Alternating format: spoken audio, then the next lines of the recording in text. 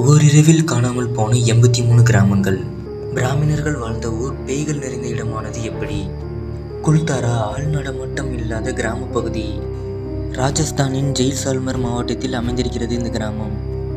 இந்த பகுதி 13ஆம் நூற்றாண்டில் கட்டமைக்கப்பட்ட இடமாக வரலாற்று கூற்றுகள் மூலம் அறியப்படுகிறது. ஒரு காலத்தில் வளமான பகுதியாக இருந்தது குல்தாரா கிராமம். இங்கு ராஜஸ்தானின் பாலி என்னும் பகுதியில் இருந்து வந்த பாலிவால் பிராமண சமூகத்தை சேர்ந்தவர்கள் வசித்து வந்துள்ளனர்.